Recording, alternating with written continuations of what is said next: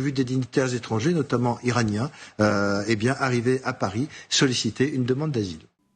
Penahanan pendiri Telegram, Pavel Durov, tampaknya telah menjadi salah satu topik yang paling tidak terduga dan paling banyak dibicarakan belakangan hari ini. Ya, aparat keamanan Prancis dilaporkan berhasil menangkap pengusaha tersebut tidak lama setelah dia turun dari pesawat pribadinya.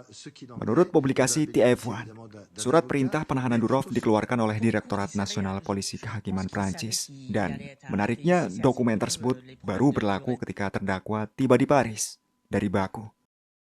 Sejak awal tentu ada banyak versi tentang apa yang terjadi.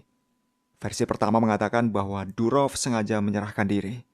Kedua, pesawat pengusaha tersebut mendarat di ibu kota Prancis hanya untuk mengisi bahan bakar. Sebelum akhirnya ada laporan yang mengatakan bahwa ia memang sengaja terbang ke Prancis untuk tujuan bisnis. Pavel Durov berencana menghabiskan setidaknya 1 hari di Paris.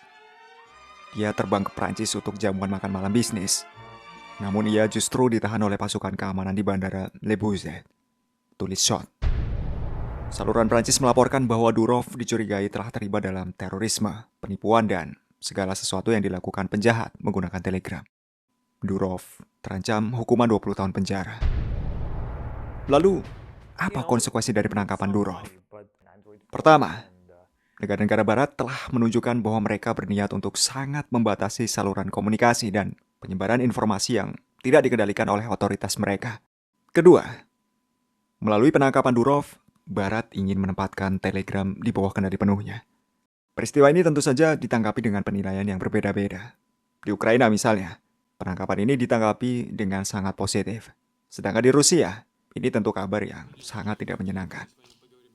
Perlu diketahui, Telegram merupakan saluran utama penyebaran informasi mengenai perang di kedua negara. Selain itu, komunikasi antara militer Ukraina dan Rusia seringkali dilakukan melalui aplikasi ini. Jadi, jika Badan Intelijen Barat berhasil mengambil alih Durov, maka Ukraina dan Barat kemungkinan besar akan memiliki akses ke komunikasi tentara Rusia. Namun, penangkapan Durov bukan berarti bahwa Badan Intelijen Barat telah menerima semua kata sandi dan kode akses ke Telegram. Kita semua tahu bahwa Durov sudah lama mengatakan bahwa ia merasa terancam oleh Badan Intelijen Barat. Jadi mungkin ada algoritma yang dikembangkan untuk tindakan tim jika terjadi penangkapan terhadapnya, termasuk dalam hal mencegah campur tangan pihak ketiga. Artinya, kendali atas pekerjaan Telegram akan diserahkan sepenuhnya kepada tim Durov. Dan menurut kabar yang beredar, tulang punggungnya terdiri dari orang-orang Rusia dan karena takut ditangkap, mereka mungkin bisa saja akan pulang ke negara asalnya, yaitu ke Rusia. Ketiga, secara global, penangkapan Durov dapat dikatakan sebagai tanda dari krisis era globalisasi, di mana kita tahu Durov merupakan salah satu wakilnya yang paling menonjol. Dia tidak mau bekerja sama dengan pihak berwenang Rusia, dan karena itulah ia memilih meninggalkan Rusia dan menetap di Dubai.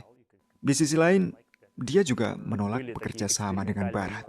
Oleh karena itulah, ia ditangkap di Paris. Durov mengatakan bahwa dirinya ingin merdeka dari tekanan negara-negara besar.